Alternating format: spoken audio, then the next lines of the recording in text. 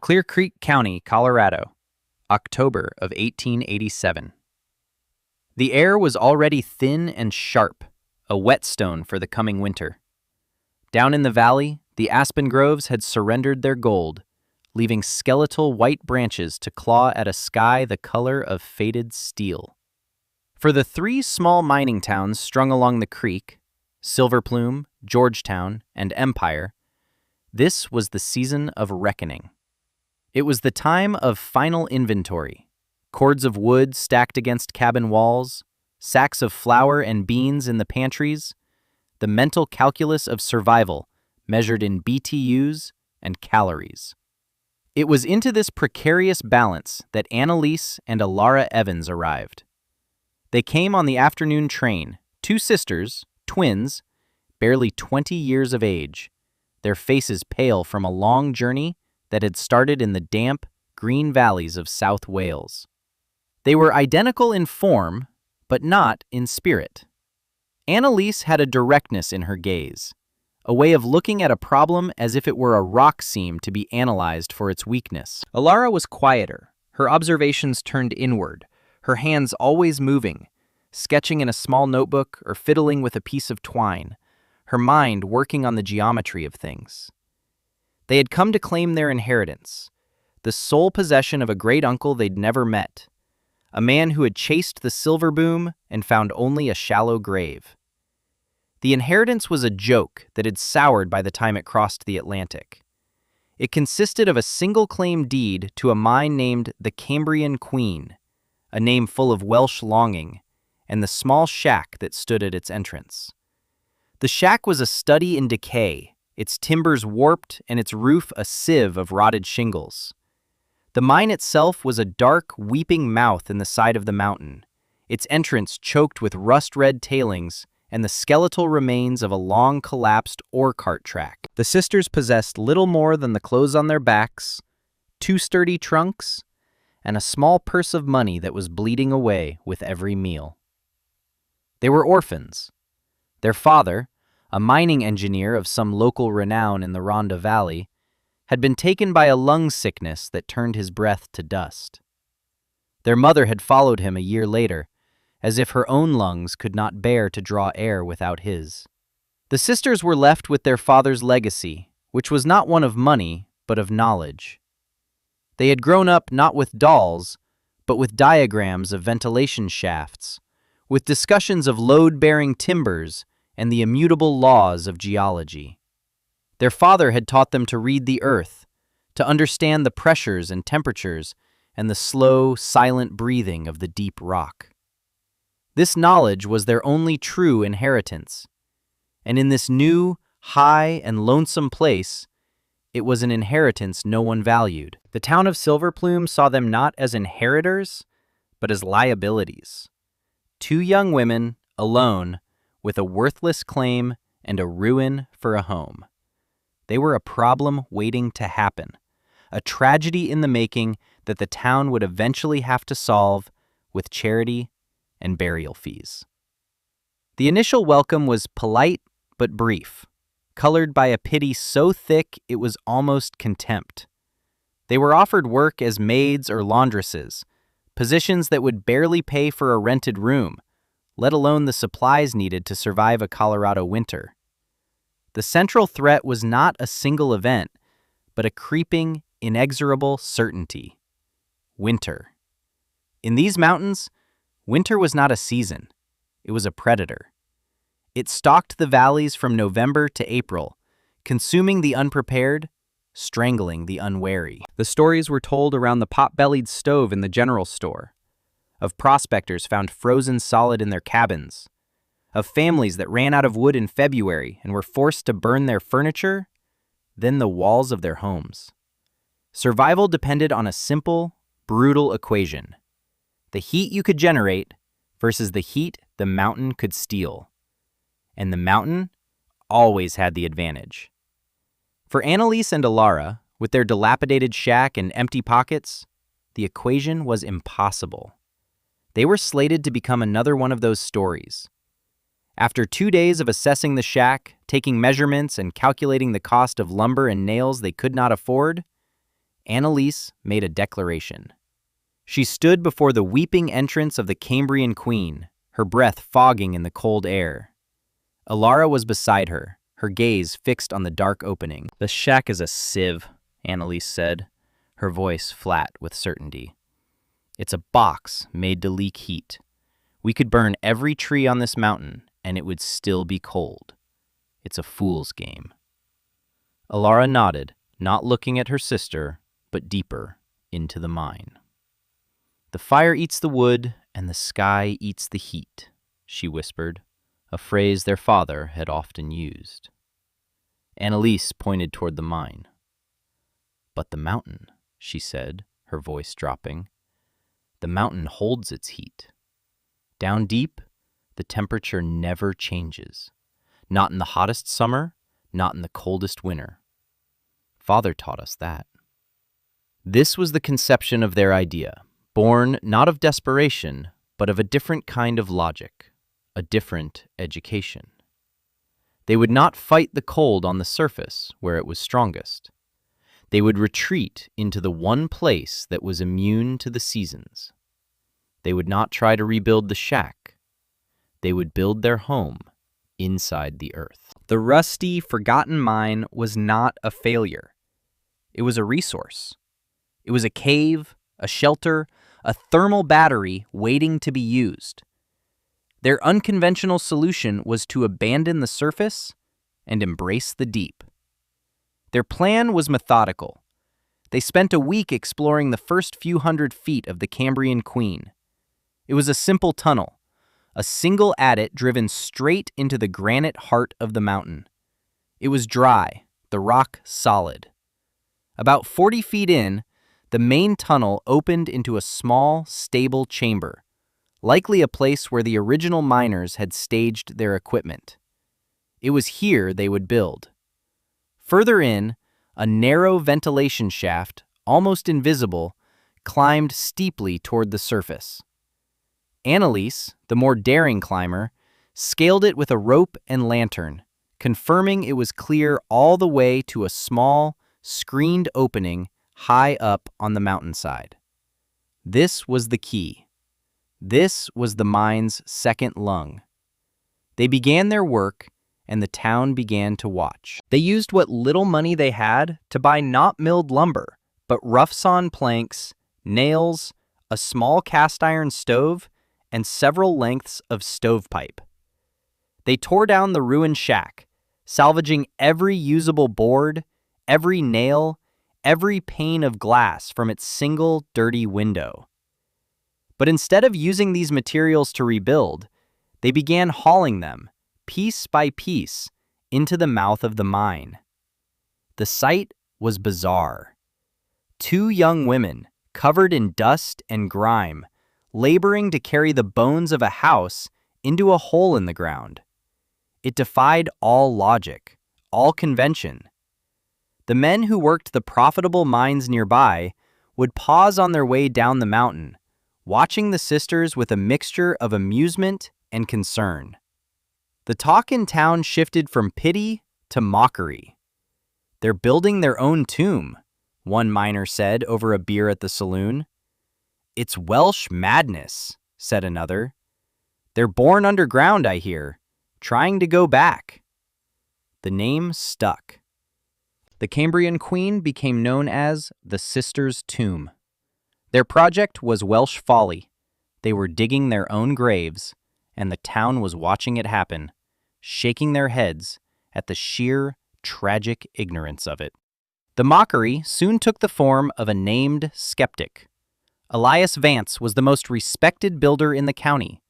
He was a man of substance, the owner of the local lumber mill, and his hands had framed nearly every solid, respectable structure in Silver Plume.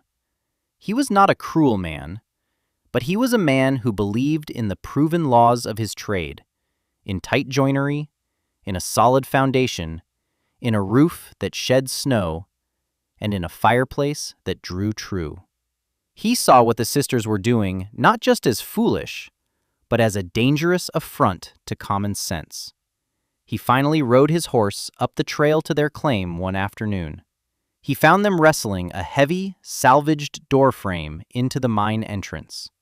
He dismounted, his face a mask of stern concern. "Ladies," he began, his voice deep and authoritative, "I've come as a friend. What you're doing here? It's a mistake, a fatal one." Annalise straightened up, wiping a streak of dirt from her forehead with the back of her glove. "Mr. Vance, we're building our home." "You're building a coffin," he stated bluntly. "That rock will leach the warmth from your bodies. The damp will get into your lungs. And the air? God almighty, the air will turn foul in a week. You'll wake up one morning too weak to light the stove, and that will be the end of you.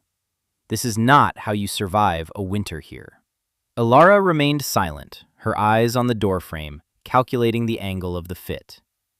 "I will help you," Vance continued, softening his tone. "I'll give you the lumber you need, on credit. We can raise a proper, tight cabin before the first heavy snow. A small one, but a warm one. A safe one." It was a generous offer, an act of genuine, if condescending, charity. Annalise looked from the man to the dark opening of the mine. She met his gaze, and there was no panic or desperation in her eyes. Only a quiet, unnerving confidence. "We thank you for your offer, Mr. Vance," she said, her voice even. "But our father taught us that a sink can also be a source. This mine will not take our warmth. It will give it to us." Vance stared at her, baffled by the cryptic response. A sink can also be a source? It was meaningless, the babbling of a deluded girl. He saw her refusal not as a choice, but as a symptom of her folly. "You are making a terrible mistake," he said, his voice heavy with the weight of his own certainty. He turned, mounted his horse, and rode away, convinced he had just spoken to two ghosts who simply hadn't died yet. He was not wrong. He was just wrong about who was going to die. The narrative of their folly was now cemented.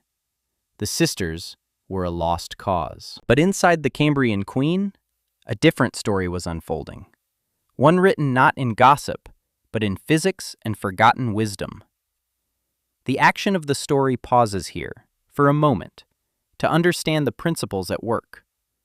For what the town saw as madness was, in fact, a sophisticated and deeply intelligent piece of engineering. The conventional wisdom of the time, embodied by Elias Vance, was built around the log cabin. A log cabin is a beautiful, iconic structure.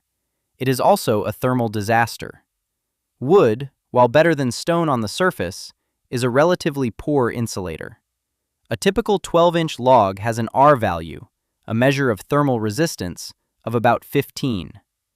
Modern building codes require walls to have an R value of 20 or more. But the real problem was not the logs themselves, it was the gaps between them. No matter how well chinked, a log cabin leaks air. It breathes, and in a Colorado winter, that breath is a constant, icy draft. The heart of the cabin was the fireplace, or the pot-bellied stove. This was another thermal trap. A large, roaring fire creates a powerful updraft, sucking vast quantities of air out of the cabin and up the chimney. To replace this air, cold outside air is pulled in through every crack and gap. This is why people in cabins would roast on one side and freeze on the other. You are warmed by direct radiation from the fire, but you are simultaneously being assaulted by convective cooling from the drafts it creates. The fire is working against itself. It's making the smoke pay rent, but it's also inviting the cold to come in and live for free. Furthermore, the moment the fire dies down, the cabin's temperature plummets. It has almost no thermal mass, no ability to store and slowly release heat. The log cabin was a machine for burning wood, not for staying warm. It demanded a constant, massive tribute of fuel just to keep the occupants from freezing. The sisters' design was the complete opposite. It was based on three principles their father had drilled into them: geothermal stability, thermal mass, and controlled ventilation. First, geothermal stability. The surface of the Earth freezes and thaws with the seasons, but just a few feet down, the temperature holds remarkably steady. In the Colorado Rockies, the deep Earth temperature is a constant 50 to 55 degrees Fahrenheit year-round. A mine is a tunnel drilled directly into this massive, stable temperature reservoir. By living 40 feet inside the mine, Annalise and Alara were removing themselves almost entirely from the wild temperature swings of the surface. The ambient temperature of their environment would never drop below 50 degrees, even if the air outside was 40 below zero. They were starting with a 90-degree advantage over their neighbors. The mountain was their insulation. Second, thermal mass. Their home was surrounded by thousands of tons of granite. Rock has an immense capacity to absorb and store heat energy. Unlike the lightweight wood of a log cabin, which sheds its heat almost instantly, the rock walls of the mine would act as a thermal battery. The small stove they installed would not need to run constantly to fight the cold. It would run for a few hours, and its heat would slowly soak into the rock. The rock would then radiate that heat back into the living space for many hours, creating a gentle, even, and pervasive warmth. The stove wasn't heating the air, it was heating the mountain, and the mountain was heating them. It was an impossibly efficient system. But the true genius, the element that turned a damp cave into a comfortable home, was their mastery of ventilation. This was the knowledge from the Welsh coal mines, where managing airflow was the difference between life and death. Elias Vance was right about one thing. In a sealed space, the air would become foul, damp, and deadly. The sisters knew this better than he did. Their solution was the ventilation shaft Annalise had discovered. They constructed a sealed, insulated living space within the wider chamber of the mine, using the salvaged wood. They built a front wall with a door and the glass window, and an inner wall, creating a long, rectangular room. At the back of this room, they installed their small, efficient stove. But they did something peculiar with the stovepipe. Instead of running it straight up and out, they ran it horizontally, deep into the mine, for nearly 30 feet before angling it up to connect with that high ventilation shaft. This created a natural engine, a phenomenon miners called a thermal siphon, or stack effect. The hot exhaust gases rising through the long pipe and up the ventilation shaft would create a powerful and continuous draw. This draw did two things. First, it pulled smoke and fumes completely out of the living space, making it safe. Second, and more importantly, it created a gentle, negative pressure. This pressure pulled fresh, cold air from the main mine entrance. But this air did not arrive as an icy draft. It had to travel 40 feet through the mine tunnel to reach their living space. On that journey, it was pre-warmed by the 55-degree rock walls. By the time it entered their home, the frigid outside air had already been tempered to a much more manageable temperature. This pre-warmed air would then be fully heated by the stove and the radiating rock walls of their chamber, circulate through the room, and then be pulled out by the stove's draft. They had created a living, breathing system, a slow, constant loop of fresh, warm air. It was a masterpiece of thermodynamics, built with salvaged wood and a deep understanding of natural principles. While their neighbors were in a constant, desperate battle, throwing log after log into hungry stoves just to fight off the drafts, the sisters had made the mountain their partner. They had built a home that heated itself. By mid-November, their work was done. The first snows had dusted the peaks, and the air had a permanent, biting edge. From the outside, the Cambrian queen looked much the same, save for the sturdy new door and glass window set deep into its mouth, a strange, domestic eye in the face of the rock. A thin wisp of smoke curled from an unseen spot high up on the mountain, the only clue to the life within. The town of Silverplume took one last look, shook their heads, and prepared for winter. The sisters had sealed their own tomb. Now, all anyone could do was wait for the spring thaw to uncover the bodies. The winter of 1887 to 1888 began with a deceptive mildness. A few moderate snowfalls were followed by periods of sun. The old-timers grew nervous. They knew the mountains demanded their due. A mild start often presaged a brutal end. They were right. On the 4th of January, the sky dropped. It came not as a storm, but as a wall, a solid, churning mass of gray that moved in from the north, swallowing the peaks, then the valleys. The temperature plummeted 30 degrees in a single hour. The wind began to shriek, a physical force that scoured the landscape.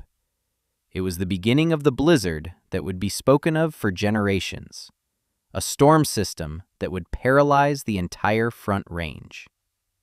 For the 3 towns in the valley, cut off from the world by the passes, it was a siege.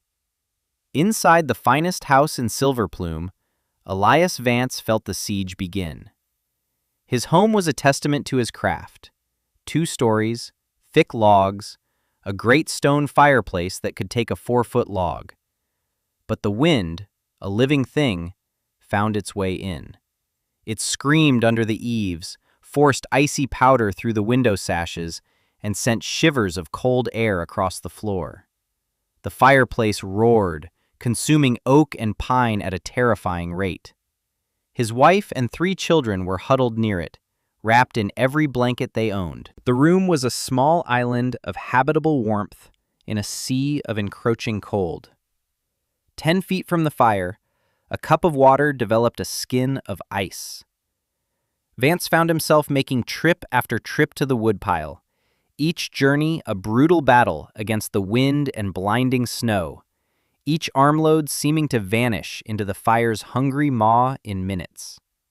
He had enough wood to last a normal winter until April. He began to fear it might not last the month. In other, smaller cabins, the situation was more desperate. Families were forced to abandon all but one room, hanging blankets over doorways, stuffing rags into cracks. The meager wood piles shrank with alarming speed.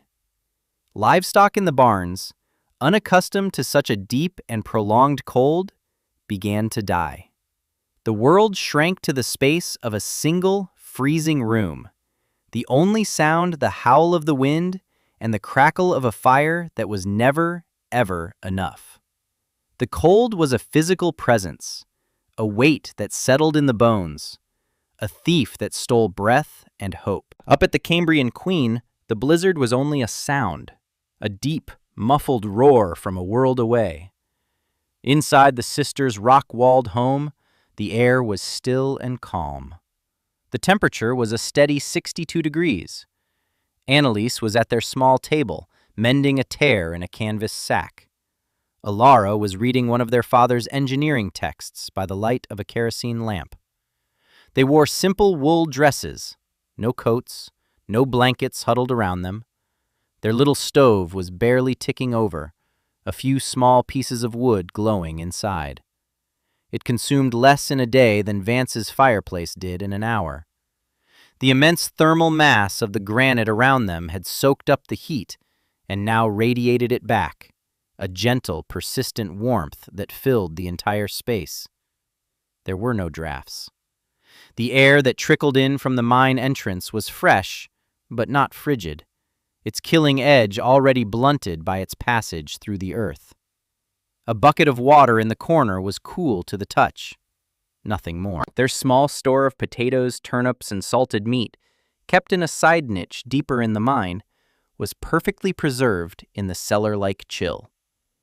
They were not just surviving. They were comfortable. They slept soundly through the nights, the wind a distant lullaby. They ate regular meals. They had time for reading, for mending, for planning. The crisis that was consuming the valley below was, for them, an inconvenience that kept them indoors. They were living proof of a principle the world outside had forgotten, that the greatest shelter is not the one you build to fight the elements, but the one you find that ignores them entirely. The blizzard raged for 6 days without pause. When it finally broke, the landscape was unrecognizable, buried under a sea of white, and the cold did not leave. An Arctic air mass settled over the mountains, locking them in a deep freeze, with nighttime temperatures dropping to 30 and 40 below zero. For the valley, the end of the snow was not a reprieve. It was a sentence. The siege continued. Fuel was now the only currency that mattered. Wood piles vanished. Men risked their lives trying to fell frozen trees, their axes ringing uselessly against iron-hard wood. Sickness began to spread. Coughs that settled deep in the lungs, fevers that burned through families trapped in the cold. Elias Vance held out longer than most. But by the end of the 3rd week, his woodpile was gone. He had started burning fence posts. His youngest daughter, Sarah, had a fever that wouldn't break, her small body shivering violently, even when bundled next to the dwindling fire. He looked at her, then at the last of his fuel, and he knew he had been defeated. His knowledge, his craft, his pride, it had all failed. His solid, well-built house was a death trap, and in his moment of absolute despair, a thought surfaced. A memory of a confident young woman with dirt on her face. A sink can also be a source. It was the only thing he had left to try. He bundled himself in every layer he owned and set out, telling his wife he was going for help. He was going to the sisters' tomb. He did not expect to find them alive. He expected, perhaps, to find a store of wood they had foolishly failed to use, which he could take from their frozen hands. It was a ghoulish, desperate hope. The journey was a nightmare. The snow was waist-deep, the air so cold it felt like breathing powdered glass. It took him 2 hours to cover the mile to their claim. He saw the mine entrance, a dark hole in a vast sea of white, and his heart sank.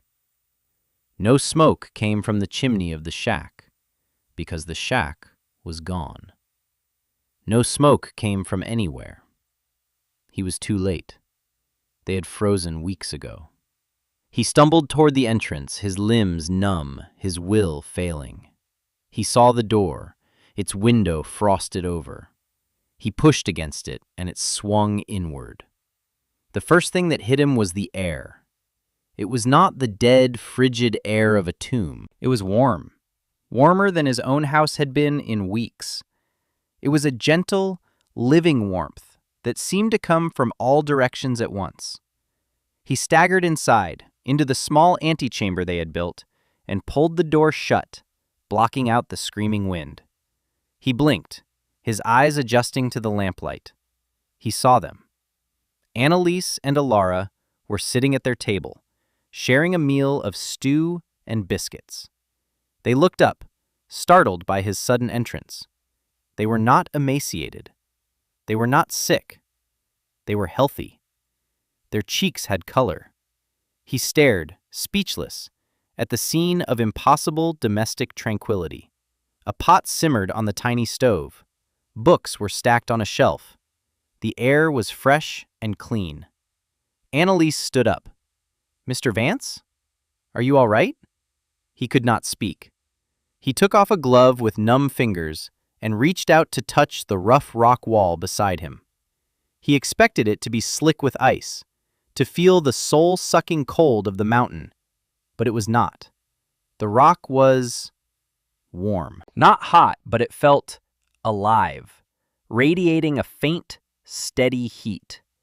He pressed his palm flat against it, a gesture of profound and shattering revelation. The stone was warm. The entire mountain was warm. In that single moment, his entire understanding of the world, of his profession, of survival, crumbled into dust. He had built boxes of wood that leaked life. They had burrowed into a mountain of stone that preserved it. Everything he knew was wrong. He finally lowered his hand and looked at the two women. His face, chapped and frostbitten, was a canvas of shock, shame, and awe. All his pride was gone, burned away by the cold and his own failure. He uttered the single word that was the price of his life and the testament to their genius. How?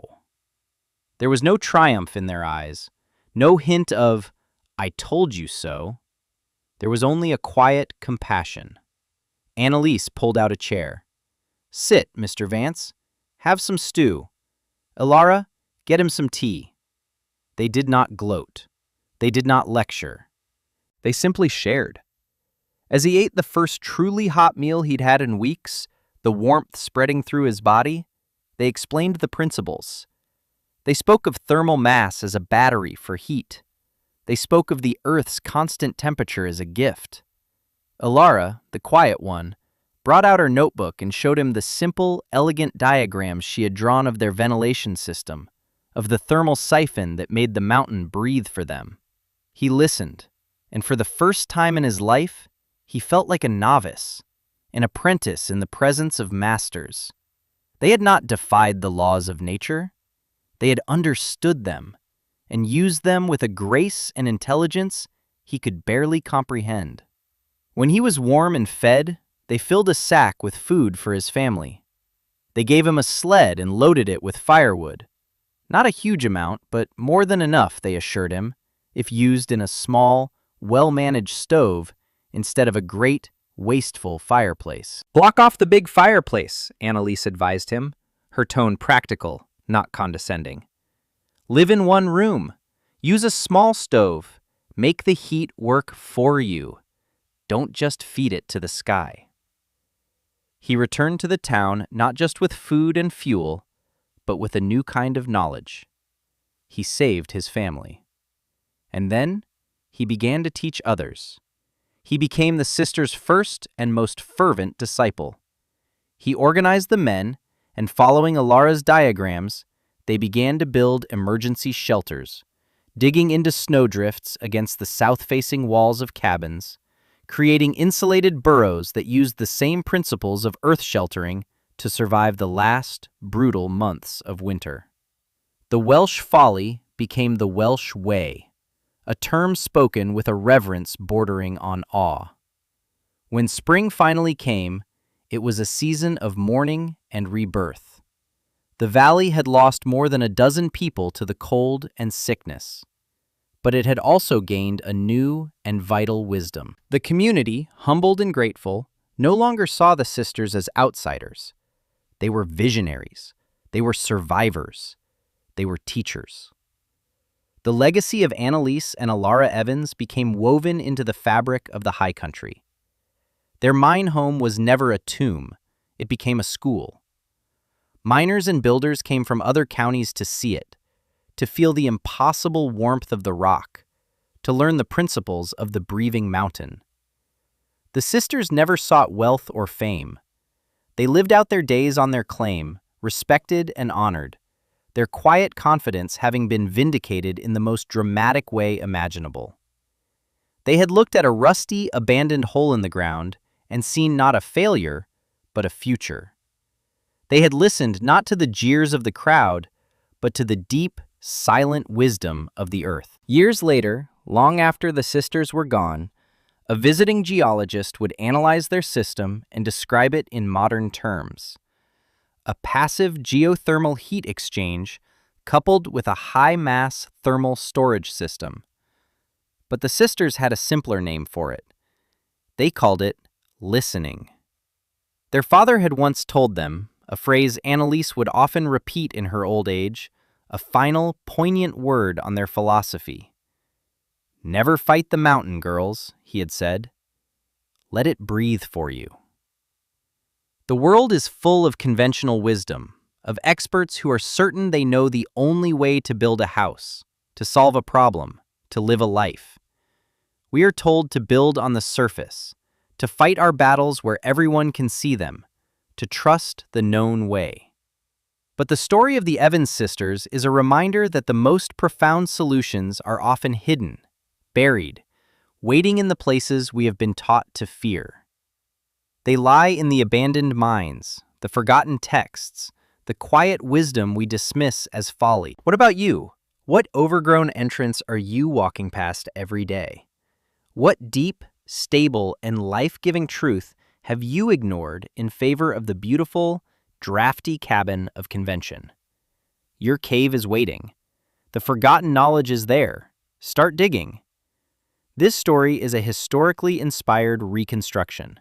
The characters are fictional, and the events are a dramatization designed to illustrate principles of resilience and ingenuity.